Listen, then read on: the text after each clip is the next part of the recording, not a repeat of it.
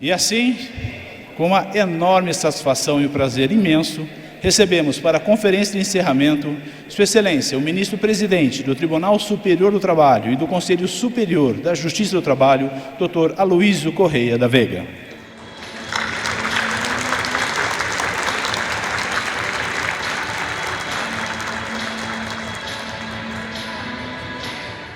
E assume a palavra Sua Excelência o desembargador diretor da Escola Judicial do TRT-15, Dr. Luiz Felipe Paim da Luz Bruno Lobo.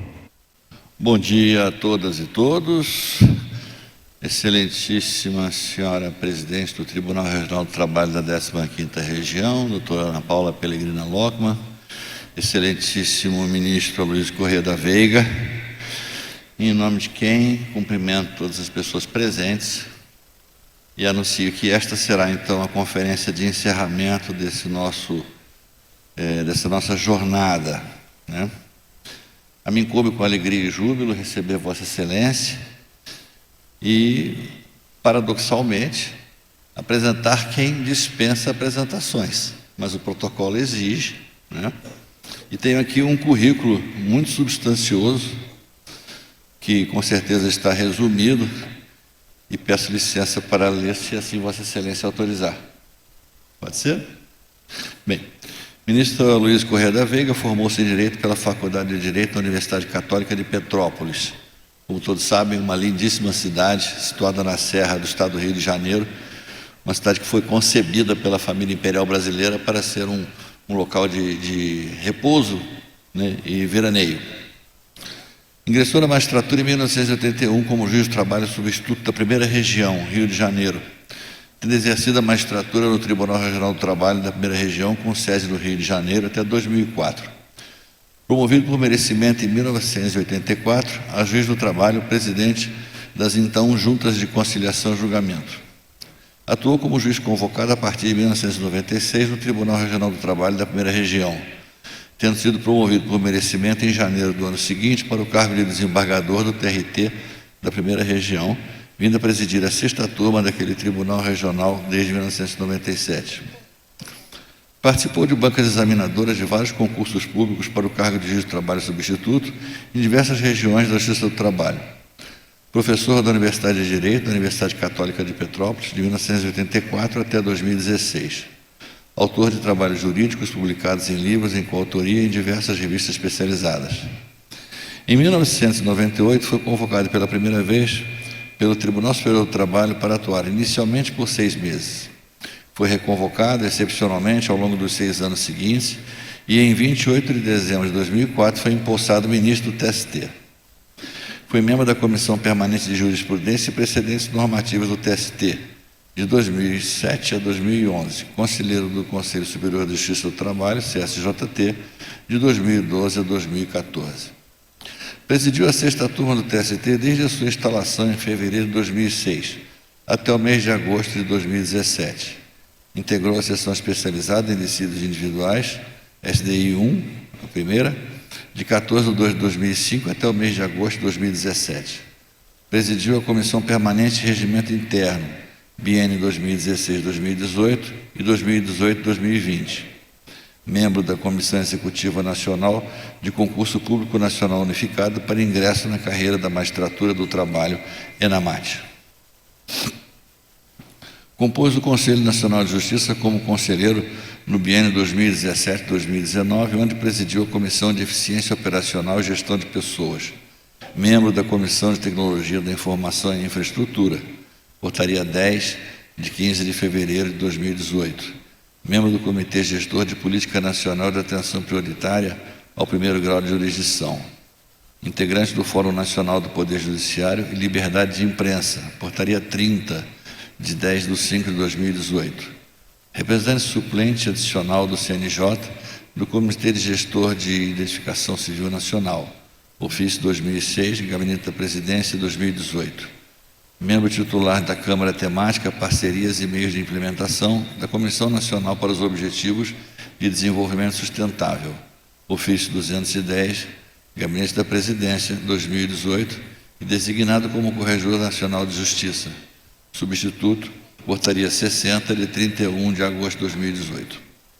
Professor honoris causa da Universidade Católica de Petrópolis, Rio de Janeiro, membro da Academia Brasileira de Direito do Trabalho, membro do Instituto dos Advogados Brasileiros, membro da Academia Brasiliense de Direito do Trabalho, membro do Instituto Brasileiro de Direito Processual, membro da Academia Paulista de Letras Jurídicas, membro da Academia Petropolitana de Letras e da Academia Petropolitana de Letras Jurídicas. Foi corregedor-geral da Justiça do Trabalho para o biênio 2020-2022 e conselheiro-geral do Conselho Superior da Justiça do Trabalho, CSJT. Diretor da Escola Nacional de Formação e Aperfeiçoamento de Magistrados do Trabalho, ENAMAT, de 2011 a 2013 e 2022. Foi presidente do Tribunal Superior do Trabalho no biênio 2022-2024 e vice-presidente do Conselho Superior da Justiça do Trabalho, CSJT. Integrou a seção especializada em dissídios individuais, a primeira SDI 1, a seção especializada em dissídios individuais, a segunda SDI 2, a seção especializada em dissídios coletivos SDC, o órgão especial e o Tribunal Pleno. É o atual presidente do Tribunal Superior do Trabalho e do Conselho Superior da Justiça do Trabalho, eleito para o biênio 2024-2026. Me permite dizer, ministro, e isto não integrará o seu currículo porque quase não é digno de nota, que no início dos anos 90, quando eu ainda era um jovem advogado anônimo, eu tive a oportunidade de fazer com Vossa Excelência algumas audiências, certamente não se lembrará de mim, mas naquela altura eu já projetava a ideia de vir a ser juiz do trabalho e escolhi alguns paradigmas que seriam depois referências para o exercício da magistratura. E Vossa Excelência foi o primeiro paradigma que eu escolhi naquela altura para vir a ser o magistrado que sou hoje, com os defeitos e qualidades, se houver, que tenho, mas foi realmente uma referência extremamente importante para mim. Passa a palavra, então.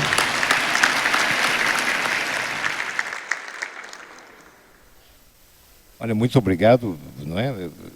Realmente, um dos fatos da gente ficar mais velho vira testemunha de grandes coisas, e eu, não é, de ter sido, não é, juiz, não é, quando Vossa Excelência, advogado, faz uma audiência comigo e se lembra, que é o mais importante. Mas, olha, para mim é uma honra muito grande estar aqui, nesse momento, não é, diante de uma plateia fantástica, não é, que resiste, já depois de meio-dia, não é, a ouvir essas questões todas que nós temos a falar. Eu agradeço a presidente do Tribunal Regional do Trabalho de 15ª Região, minha amiga, Ana Paula Lockman. É para mim uma honra muito grande estar aqui e poder participar desse evento que já virou, naturalmente, um momento na história do direito do trabalho no Brasil. E é uma referência. Eu cumprimento a todos os amigos que eu vejo do ano, que dá um reflexo. E cheguei um pouquinho mais tarde e ia dizer, patroa, o trem atrasou. Por isso estou chegando agora, não é? Trago o memorando da Latam, não é, para comprovar essa história. E dizer que realmente, de fato, fico muito feliz de estar aqui para falar sobre um tema que tornou-se um momento de grande indagação nossa. Por isso que cumprimento a todos, gostaria de abraçá-los um a um, mas meus braços sejam tão longos e não são, mas abraço a todos de uma só vez. E muito obrigado, não é, por me ouvirem nesse momento. E dizer, porque quando eu cheguei, disse, o senhor não quer dar uma entrevista aqui? O que o senhor tem a falar desse tema tão polêmico? Eu falei, pô, não sei se é polêmico, não, né? Eu acho que é o contrário. Vamos ver se conseguimos dizer que é uma mudança de paradigma para melhorar a atuação do Poder Judiciário no Brasil. E o tema que me deram é o sistema de precedentes para uma justiça do trabalho no século XXI. E essa história é preciso entender, e todo o Congresso está voltado para a mudança, como será a visão do Poder Judiciário no século XXI. Só o tema já pede uma explicação sobre por quê. Por quê da atuação do Poder Judiciário no século XXI? Porque a atuação do Poder Judiciário nos séculos anteriores sempre foi contestada. Não é? E o desafio sempre foi a questão da morosidade do Poder Judiciário. A morosidade judicial. A duração, a irrazoável duração do processo. Tudo isso vem de séculos. E não é, naturalmente, o período em que o Rui Barbosa notabiliza a célebre pensamento dele e o aforisma sobre o que é a justiça tardia. Muito antes já se questionava. Há um discurso no ano de 81 a.C., que é o discurso pró-Quincius. Públio Quincius foi defendido por Cícero. E era uma questão sobre a propriedade, porque o irmão de Quincius tinha falido e as dívidas foram quitadas por seu irmão. E era a questão do imóvel em que morava, que serviria de pagamento da dívida. E tem o primeiro discurso escrito de Cícero, nesse ano de 81 a.C., que ele reclama da demora do Poder Judiciário para resolver a questão, dos pretores resolverem a questão. E assim Carlos Magno, no ano de 1801, diz o seguinte: olha, se o juiz atrasar, a solução é ir buscar no patrimônio dele e deixar que a vítima more na casa dele até que ele solucione o litígio. Então seria assim um posicionamento mais drástico com relação à demora na prestação judicional. Mas convivemos com essa demora na prestação judicional há séculos. E é preciso, e sem que houvesse uma mudança de comportamento para que tudo tivesse uma atualidade. E isso, não vou repetir, mas estava ouvindo o ministro Dezena falando sobre até a questão de Montesquieu na tripartição dos poderes e na atuação do judiciário, o juiz boca da lei, que até interpreta essa manifestação do Montesquieu como se fosse uma mordaça no juiz, que ele só poderia julgar com relação à lei. Mas, abstraindo disso e ingressando no que ele disse, era exatamente o seguinte, que ele teria que interpretar o texto da lei e aplicar o texto da lei para evitar o quê? Decisões contraditórias. Porque uma das maiores desmoralizações, me perdoa o termo, do Poder Judiciário são decisões díspares sobre o mesmo tema ou o mesmo fato. Porque isso perde o Poder Judiciário a credibilidade. Nós exercemos uma função de Estado, e essa função de Estado é exatamente diante da monopolização da administração da justiça pelo Poder Judiciário, ele tem que dar, naturalmente, a entrega do bem da vida e da prestação judicional. E a prestação judicional não se faz apenas tão somente com a sentença. A prestação judicional, ela, além da sentença, ela se perfaz com a entrega do bem da vida, que é a satisfação daquilo que foi decidido e julgado. Enquanto isso não houver, não haverá prestação judicional íntegra e haverá sempre a cobrança do Estado. Nós tivemos toda essa história porque na antiguidade havia naturalmente o privilégio das classes, não é? A aristocracia, o clero e os que trabalhavam. E isso na Idade Média, no regime feudal, da mesma forma. A aristocracia, o clero, os monarcas e os demais. E é claro que o privilégio da elite era consagrado pelos acertos da história. Não é? Tivemos grandes julgamentos aí nesse período que nós questionaríamos a qualquer momento sobre a legalidade ou sobre o devido processo legal que tanto falamos. Com a mudança e a Revolução Francesa, de fato, foi um marco em que, a partir do século, final do século XVII, século XVIII, inicia-se a libertação da parte do Estado, o Estado não mais intervir nas relações individuais, privilegiando o indivíduo. não com o laissez-faire, laissez-passer. O Estado não mais se manifestava sobre as situações individuais. E isso resultou exatamente na dominação do mais forte, não é? E o fraco ficar submetido ao mais forte. E tudo isso vira-se todas as revoluções de então, não é? Tivemos o Manifesto Comunista em 1848, a Rerum Novarum em 1896, que eram naturalmente as histórias. E depois vamos ver, com relação a Rerum Novarum, vamos ver o que resultou, não é? E o que preconizavam? Dignidade da pessoa. Igualdade, dignidade da pessoa, respeito pelas instituições, respeito por tudo e, acima de tudo, respeito pelo ser humano. E resultam nas duas grandes guerras. A Primeira Guerra Mundial, com o Tratado de Versailles, a Segunda Grande Guerra Mundial em seguida.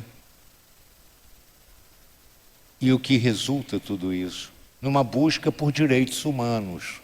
A consagração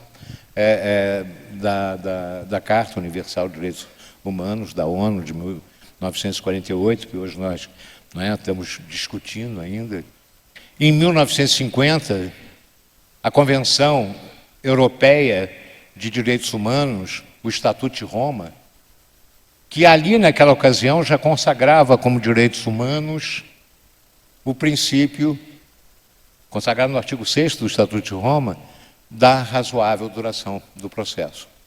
Todo cidadão tem direito a ser julgado por um tribunal independente em tempo razoável.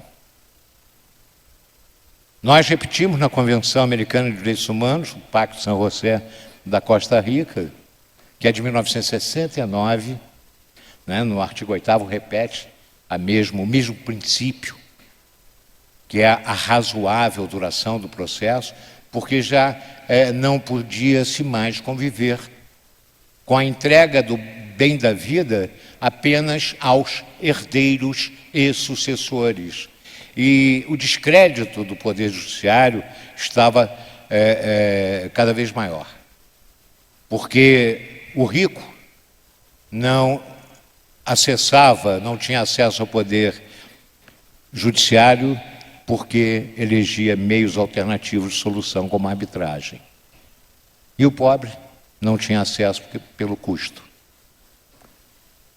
E esse descrédito do Poder Judiciário vai se refletindo exatamente com a história da consagração internacional de princípios que nós, no Brasil, só viemos adotar a partir de 1992, com a ratificação do Pacto de San José.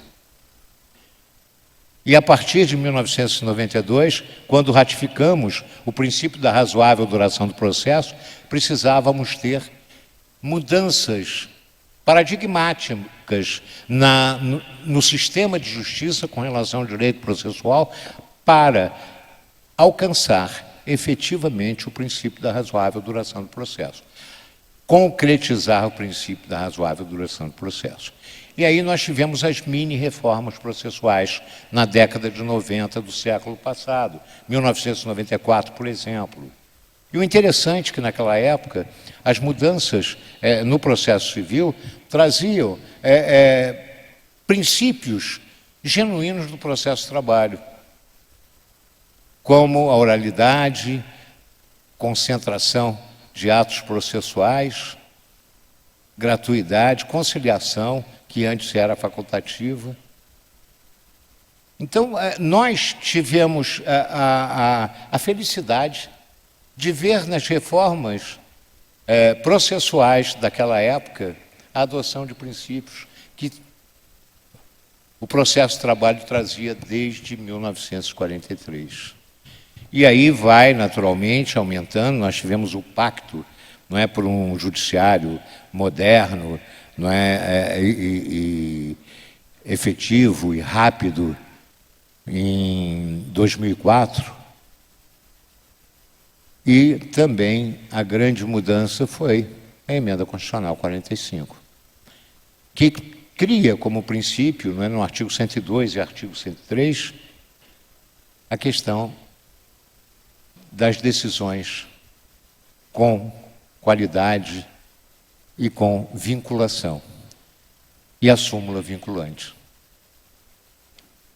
Isso, naturalmente, foi, de fato, uma resistência muito grande daqueles que operavam o sistema de justiça, entendendo que a história da súmula vinculante impediria o juiz da sua criatividade, da sua apreciação pelo princípio maior do livre convencimento motivado. E assim resistiam à adoção, nós também, na época, antes da adoção, quando se falava em súmula vinculante, nós, juízes da ocasião, que eu sou um cara que sou juiz do século XX, que insiste ainda em ser juiz no século XXI. Então, dá essa mudança de século mesmo, em 2 séculos, não é muito tempo. Mas, na realidade, nós ouvíamos a súmula vinculante e entendíamos como uma mordaça na atuação do juiz, sem imaginar o que representaria a história da coerência e estabilidade das decisões. A Emenda Constitucional 45 traz para o Supremo Tribunal Federal a mudança do paradigma com a adoção da súmula vinculante e da repercussão geral. E nós, em 2014, tivemos o artigo 800, a alteração do artigo 897 da CLT, admitindo para nós a repercussão geral.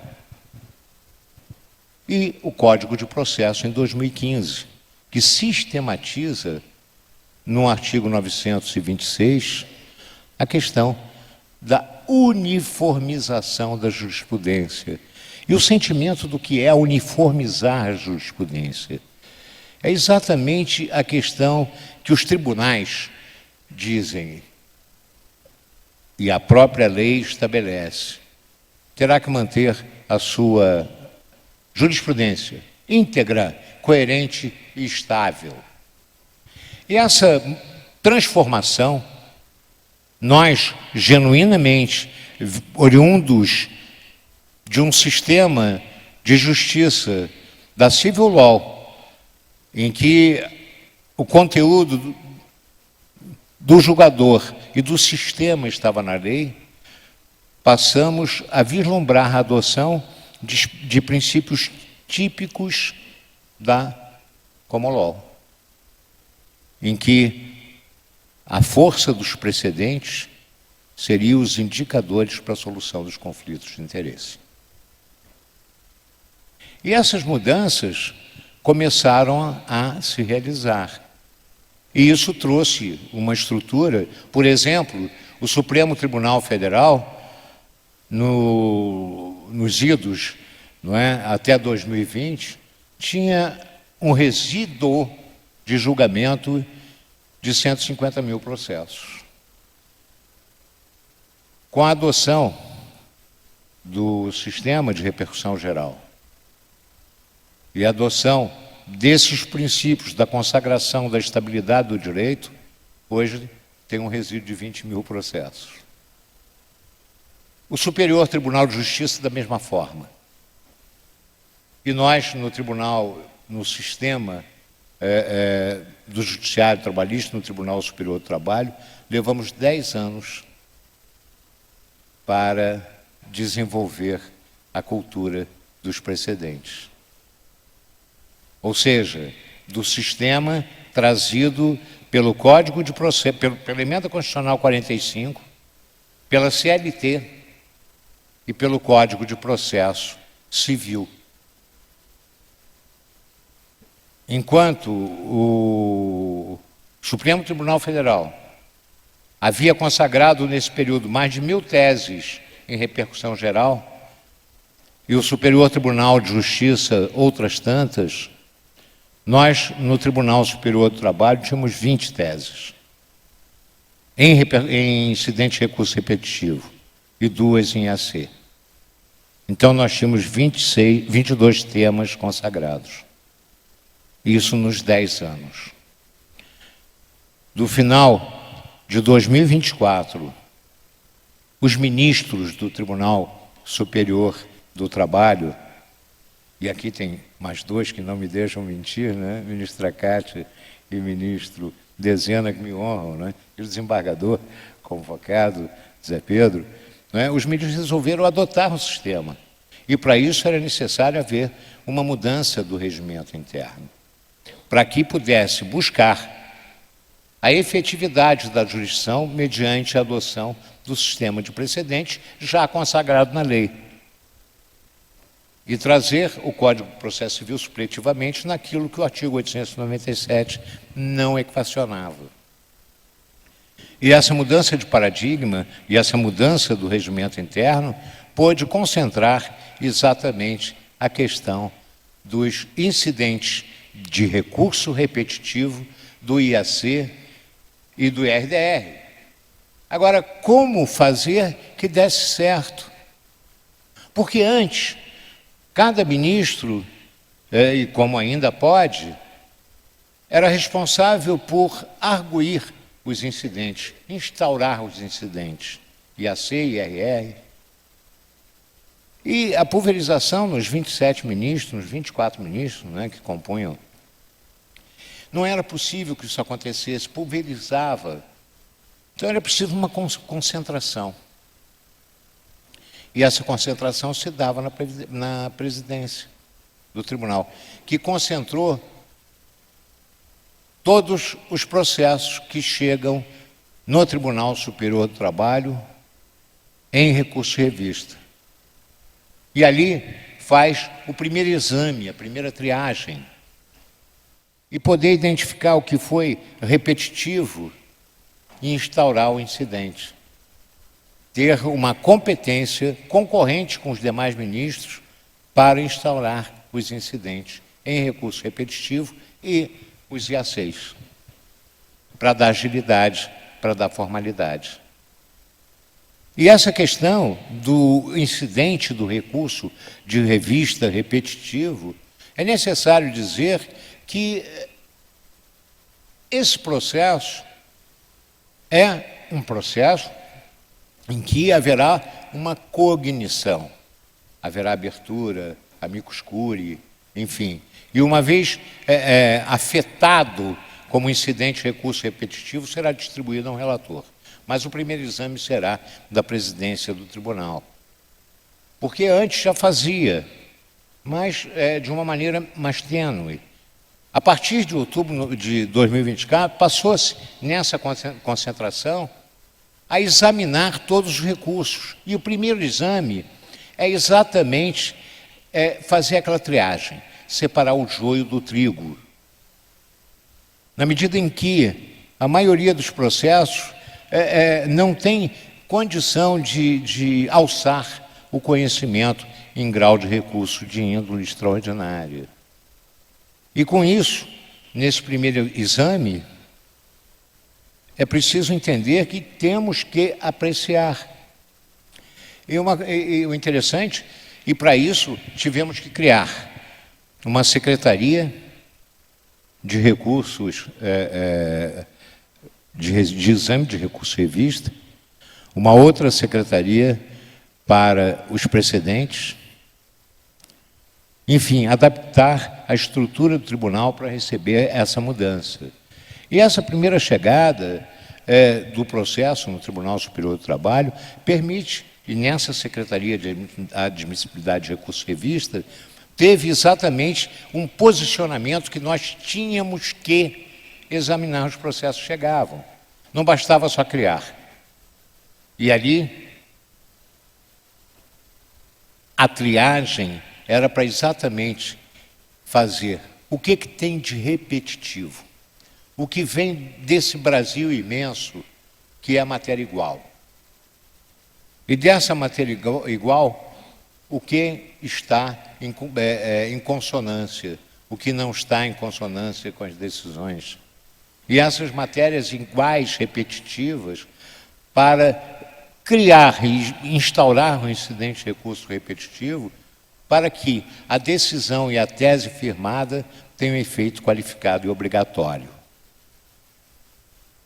E com isso, evitar a subida desnecessária de agravos de instrumento em recurso e revista.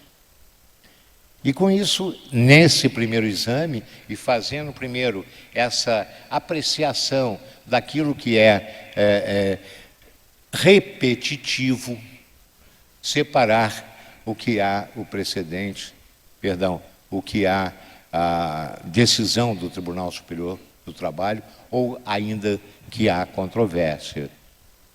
E isso, naturalmente, a soberania do Tribunal Pleno é que irá decidir no julgamento dos recursos. Mas a competência para instaurar é concorrente do presidente do tribunal.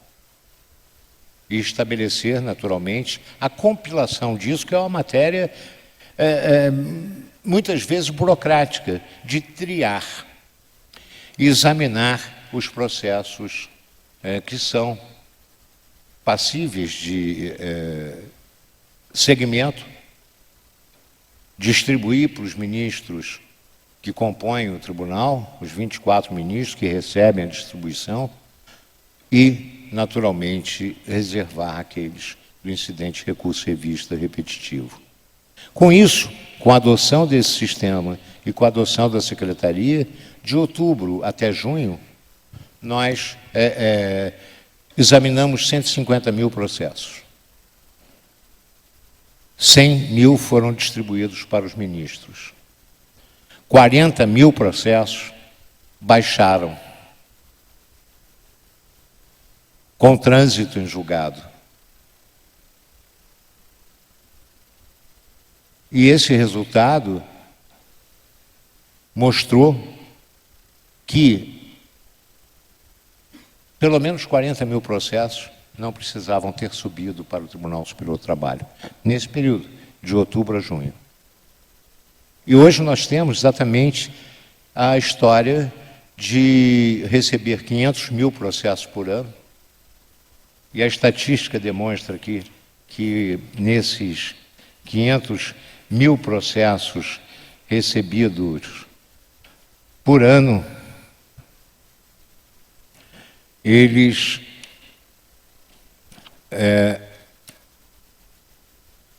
340 mil, procurei aqui, não achei, isso é sempre. 340 mil processos são agravo de instrumento em recurso revista. Dos recursos revistas interpostos, 41% é provido. Perdão, admitidos na origem, 41% é provido. Entre os recursos revista e agravo de instrumento de recurso revista. Dos 340 mil agravos de instrumento em recurso revista, apenas 6% é provido. Logo, 94% dos agravos de instrumento que chegam no Tribunal Superior do Trabalho, eles vão lá apenas para passear em Brasília, ficam lá por 3 anos, 2 anos e baixam com a negativa de provimento. Então, essa mudança desse sistema precisava acabar. E a questão dos incidentes de recurso repetitivo, muitas vezes eu vi até artigos contrários, que havia uma precipitação, usurpação de competência do tribunal. Absolutamente. Toda essa questão da adoção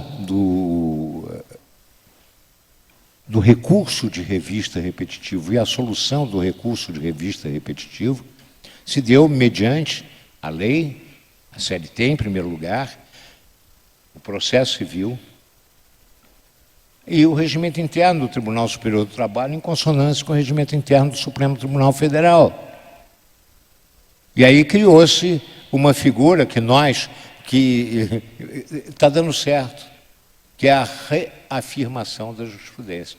O incidente de recurso de revista repetitivo pode resultar em 2 situações diferentes. Em primeiro lugar, uma reafirmação de jurisprudência. A reafirmação de jurisprudência não é a mesma coisa do que a afetação. A reafirmação da jurisprudência é algo mais sumário, porque reafirmo aquilo que tinha afirmado anteriormente. Chegam no Tribunal Superior do Trabalho a repetição de recursos em que o Tribunal Superior do Trabalho já julgou de forma idêntica, sem qualquer controvérsia, por todas as turmas que compõem o tribunal, primeira, segunda, terceira, quarta, quinta, sexta, sétima, oitava, e ainda a seção especializada em dissídios individuais, da mesma maneira. E continua subindo uma quantidade imensa de processos sobre o mesmo tema, discutindo a mesma tese. Na maioria das vezes, decididas em consonância com que todas as turmas do Tribunal Superior do Trabalho já decidiu. É claro que, em determinadas ocasiões, há resistências de tribunais regionais. E aí, naturalmente, mas já está reafirmado. Durante 4 anos, o Tribunal Superior do Trabalho julgou dessa maneira. Aí, nessa triagem que nós fazemos, nessa busca, encontra 5, 6 mil processos sobre o mesmo tema, sobre a mesma decisão. Repetindo que, na maioria das vezes, os tribunais também decidem igual decidiu o Tribunal Superior do Trabalho. Porque é preciso entender o seguinte: a jurisprudência que se forma, ela parte de alguma coisa, parte da base. Ela é construída, e é construída primeiro pelo primeiro grau de jurisdição, porque o judiciário é juiz, e o juiz é o primeiro grau de jurisdição. Os tribunais revisam. Os tribunais regionais são revisores das decisões tomadas. E as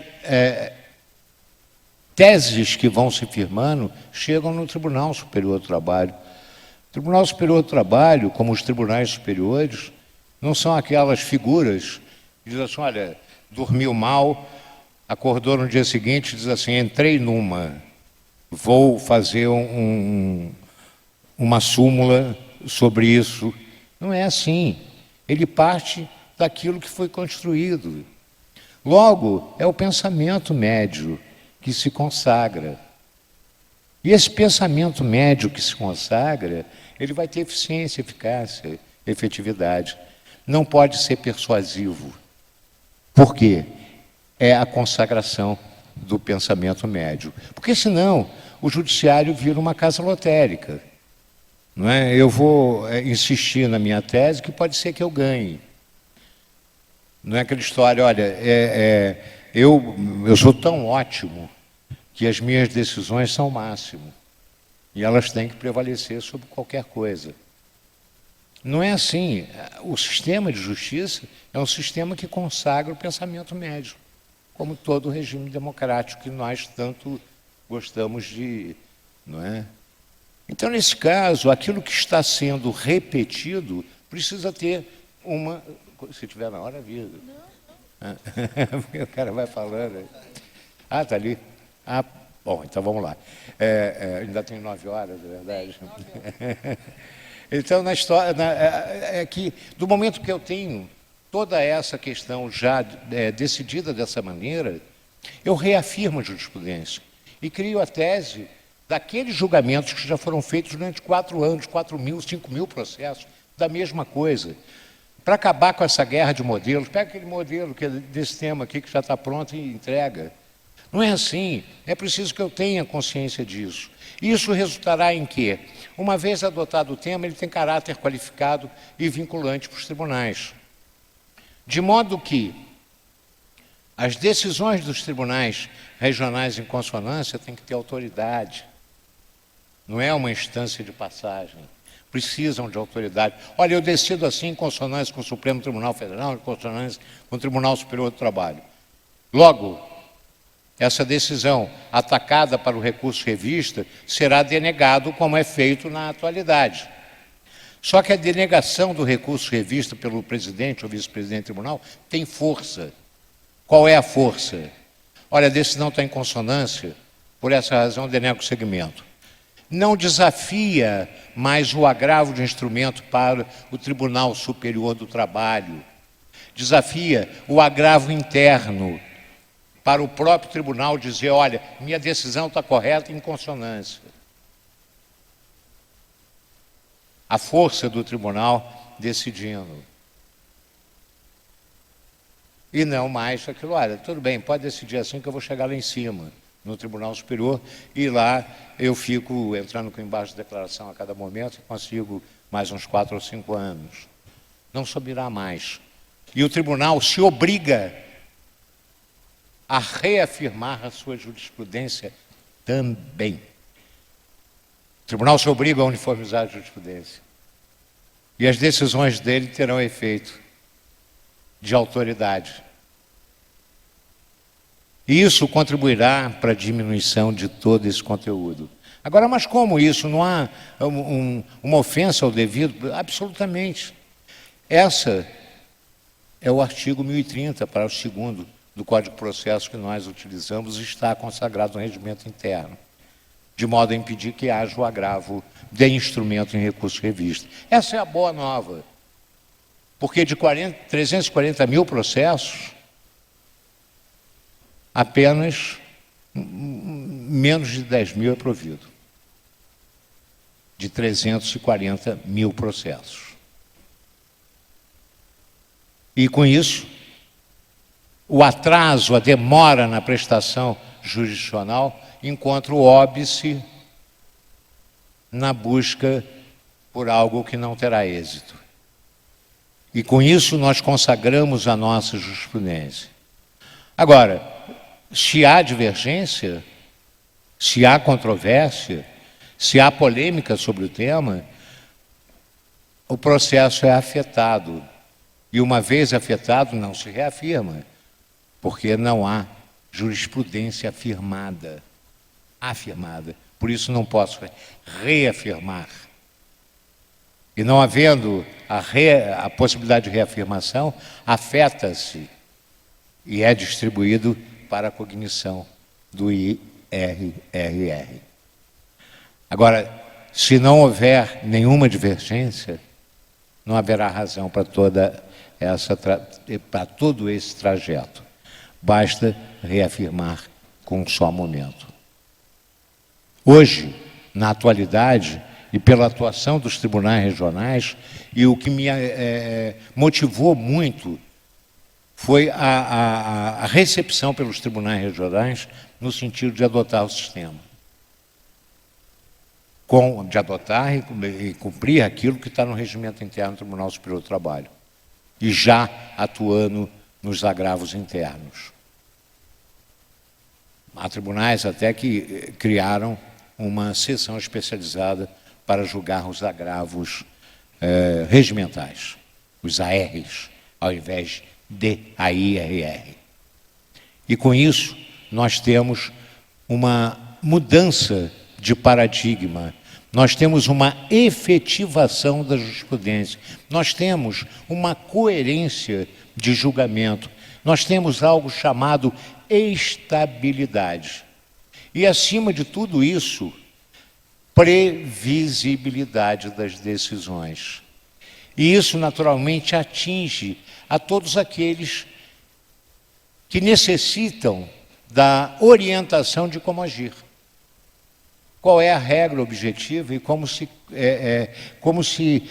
consagra essa regra objetiva? Para que eu possa ter consciência para poder investir e saber que não haverá nenhum contratempo ou nenhuma intranquilidade com relação à adoção, porque estou adotando aquilo que os tribunais entendem que é a interpretação da norma no caso concreto. E com isso não haverá surpresa. Porque o que mais vamos dizer assim, consome é o aumento do passivo. De repente, o empreendedor tem um passivo aumentado em importes insuportáveis. Outra vez, não é, aquele que pretende a reparação do conflito tem decisões divergentes naquele tema, que ora eu ganho, ora eu perco. Então é necessário que haja essa uniformização para que a gente possa consagrar por inteiro uma efetividade da jurisdição, uma promoção de uma decisão que seja, de fato, uma decisão que importe na quebra dessa intranquilidade e, com isso, consagrar uma maior efetividade na prestação judicional. Não é possível nós convivermos mais nesse país, em todos os ramos do Poder Judiciário, não é só a Justiça do Trabalho, mas conviver nesse país com 85 milhões de processos pendentes de solução. Alguma coisa está errada que precisa ser modificada. E não é com o aumento dos julgamentos que vamos conseguir dar conta. E os tribunais superiores não são nem podem ser corte de revisão das decisões anteriores. Essa encerra no segundo grau. Quem revisa a decisão são os tribunais regionais. O Tribunal Superior tem uma competência constitucional uniformizadora, apenas e tão somente. Então não revisa. E até hoje, os tribunais superiores estavam sendo atuando como corte vértice, não como corte precedente. E a corte vértice no sentido corte de cassação. O Tribunal Superior não pode ser corte de cassação. É corte uniformizadora. E isso dá autoridade e efetividade. E com isso, nós teremos, no futuro próximo, porque a regra adotada não tem mais como haver retorno, é preciso que haja continuidade cada vez maior. E uma vez adotada, a sensibilidade demonstra, e a estatística já vem demonstrando, da diminuição da própria distribuição. Porque os processos consagram a autoridade da decisão jurisdicional. E com isso aperfeiçoa-se as teses para que elas possam ter exatamente alcance de conhecimento por todos. É um modelo, é uma quebra de paradigma. E a quebra de paradigma, como disse Thomas Kuhn, é algo que custa a ingressar no inconsciente coletivo.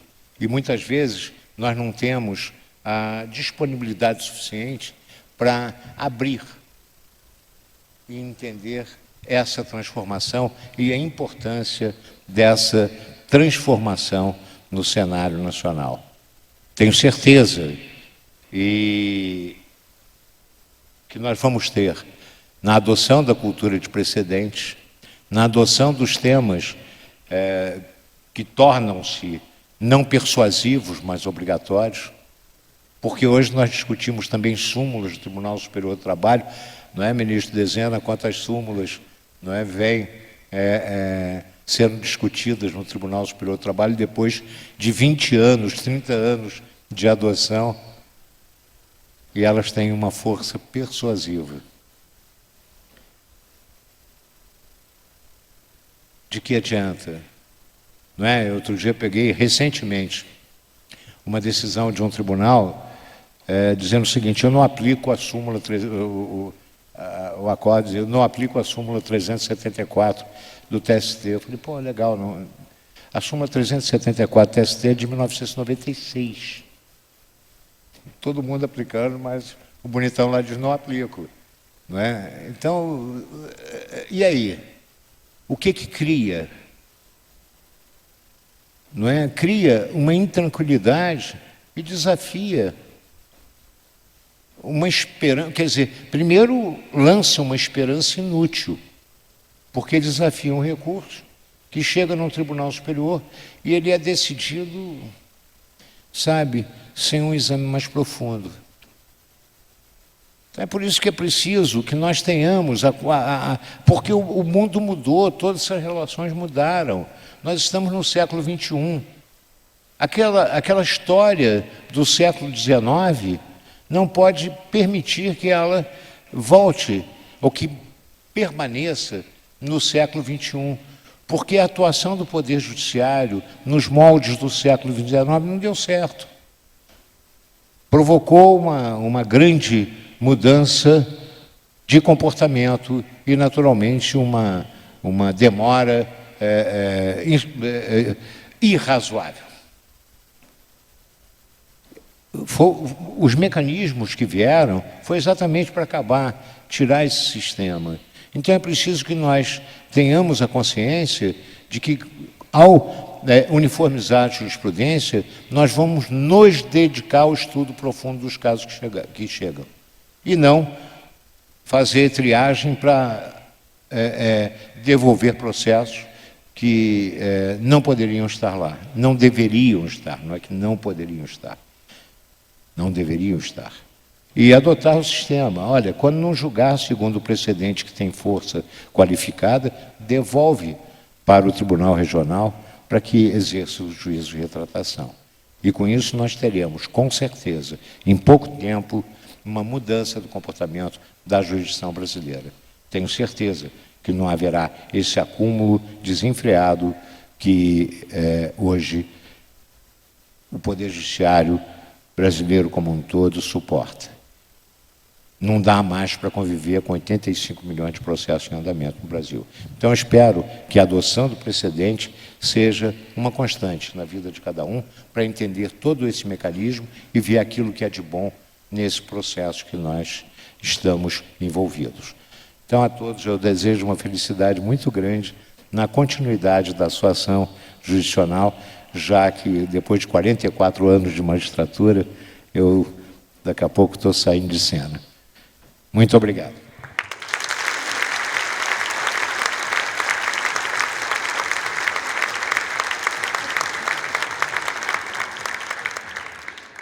Depois dessa brilhante palestra, né, e levando em consideração que depois o doutor Aloysio fala, acho que ninguém tem mais nada a dizer, né?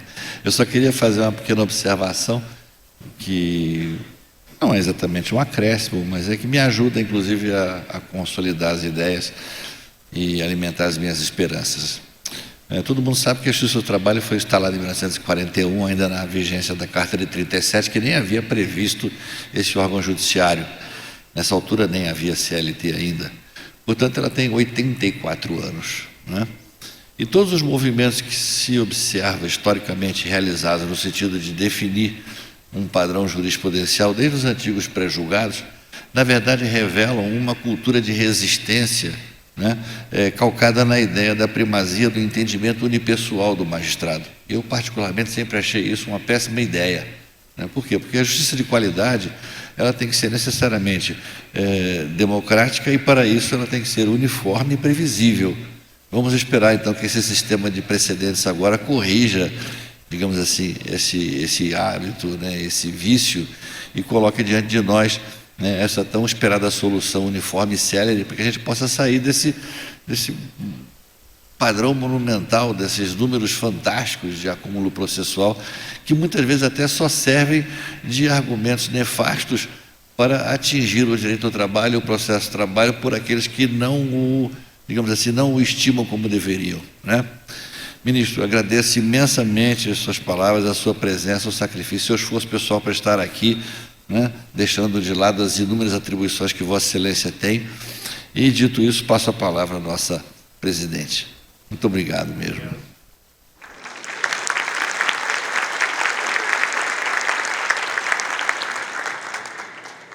Neste momento, anunciamos o encerramento do nosso 25º Congresso por Sua Excelência, a presidente do TRT da 15ª Região, desembargadora Ana Paula Pellegrina Lockmann. Senhor Ministro Presidente, Aloysio Correia da Veiga, Senhora Ministra Kátia Arruda, Senhor Ministro Dezena da Silva, Senhor Diretor da Escola, meu caríssimo amigo Lobo, senhoras e senhores, chegamos ao fim de um ciclo que ficará na história.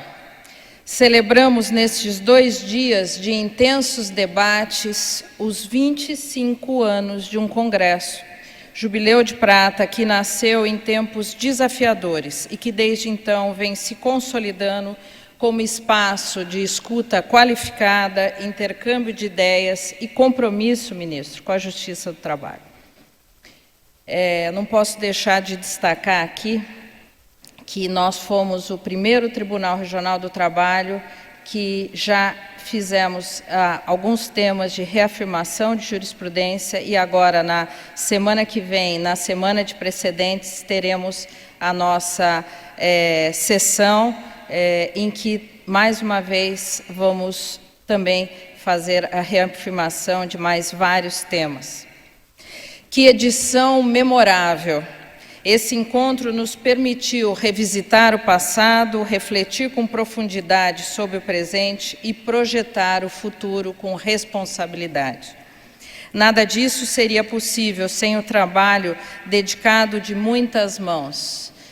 E agradeço aqui à Escola Judicial da 15ª Região, parceira institucional e intelectual desta jornada. Aos membros da comissão organizadora, pela dedicação e compromisso acadêmico. A Coordenadoria de Comunicação Social, na pessoa do incansável Roberto Babini, cuja sensibilidade e competência deram, uma vez mais, vida e voz a este encontro. Estendemos também o nosso reconhecimento a todos os patrocinadores que apoiaram esta iniciativa. Nos despedimos do Jubileu de Prata com os olhos voltados para o novo marco, os 40 anos do Tribunal Regional do Trabalho, que será celebrado em 2026. Uma história marcada pela coerência institucional, pelo diálogo com a sociedade e pela coragem de inovar. Vanguardista desde a sua criação, o TRT 15 se prepara para um novo salto de estrutura e eficiência. A recente criação de 15 novos cargos de desembargadores, sem aumento de despesas, fruto de uma proposta inovadora aprovada pelos órgãos superiores do Judiciário, pelo Congresso Nacional e sancionada pela Presidência da República. Hoje reafirmamos nossa disposição de crescer com responsabilidade e de melhor servir a população. Mais do que crescer, buscamos qualificar. É nesse espírito iniciativas como Especializa e Equaliza e o Simetria vem transformando a nossa gestão. Modelos que valorizam a especialização, equilibram a distribuição da força de trabalho e promove celeridade com inteligência. Avançamos também com o uso estratégico da tecnologia e com uma visão sistêmica da justiça como serviço público essencial. Reinventar-se, como disse, sem perder a essência. Modernizar-se sem romper com fundamentos. É isso que tem feito do TRT 15 um tribunal que honra o passado, enfrenta com maturidade os dilemas do presente e se compromete com o futuro.